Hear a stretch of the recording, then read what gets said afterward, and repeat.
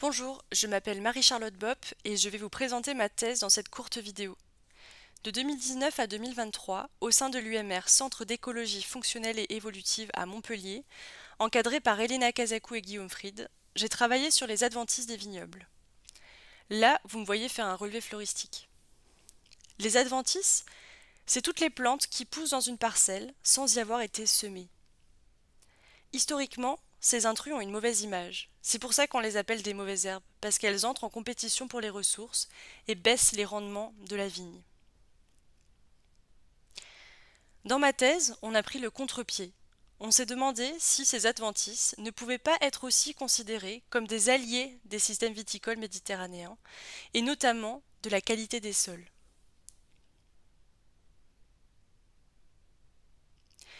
Pour cela, nous avons appliqué l'approche fonctionnelle. L'approche fonctionnelle, c'est une autre façon de caractériser la biodiversité, comme si on mettait de nouvelles lunettes. Qu'est-ce que vous voyez sur cette image? Un canard? Un lapin? Les deux sont justes, ce sont juste deux manières de voir les choses. L'approche fonctionnelle, c'est caractériser un couvert végétal par la mesure de ses traits fonctionnels. Par exemple, la hauteur d'une plante, la couleur de ses fleurs, la masse de ses graines. Et l'une des grandes hypothèses de l'approche fonctionnelle, c'est que les traits permettent d'estimer comment les espèces participent au fonctionnement des écosystèmes. Ici, la vigne. La première question de ma thèse, c'était d'essayer de comprendre qu'est-ce qui déterminait les caractéristiques fonctionnelles des adventices d'une parcelle de vigne. Est-ce que c'est le climat, le sol, les pratiques de gestion des adventices et surtout quels sont les facteurs majoritaires?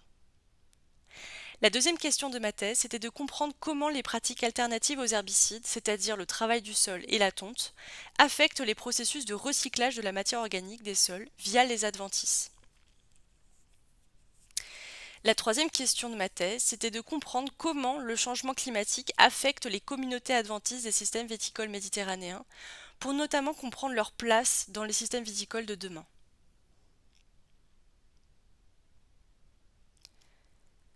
Pour répondre à ces questions, j'ai remobilisé un réseau de parcelles viticoles autour de Montpellier qui avait été monté à la fin des années 70, début des années 80, de 40 parcelles.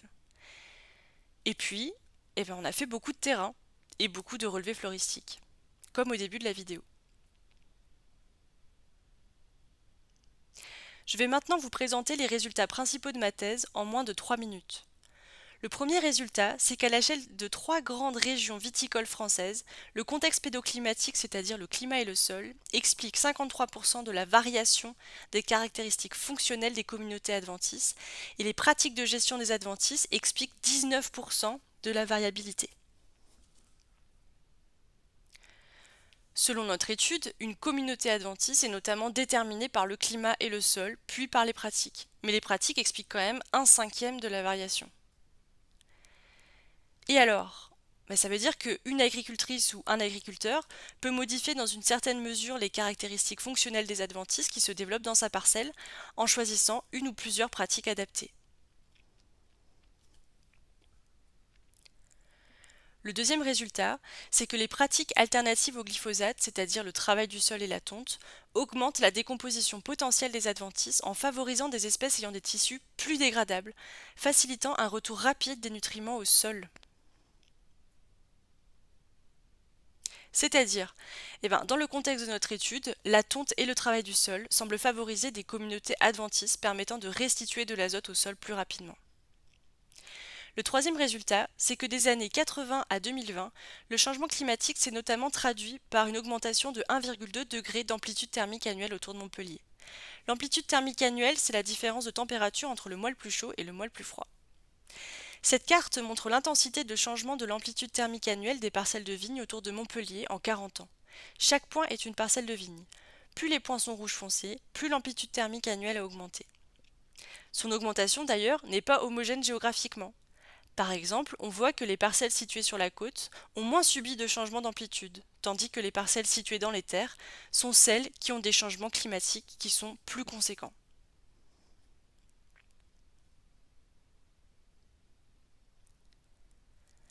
Le quatrième résultat, c'est que les communautés adventistes d'aujourd'hui ont une tolérance au stress 34% plus élevée qu'il y a 40 ans. C'est-à-dire que dans le contexte de notre étude, les communautés adventistes semblent elles aussi impactées par le changement climatique, car leur composition a changé en 40 ans. La proportion d'espèces caractérisées par une stratégie de stress-tolérance est plus élevée aujourd'hui. Pour conclure, nous montrons que la tonte et le travail du sol comme alternative au glyphosate ont le potentiel de transformer les adventices en alliés des systèmes viticoles en augmentant la décomposition potentielle des adventices. Nous montrons également que les communautés adventistes sont plus tolérantes au stress en 2020 que 40 ans auparavant.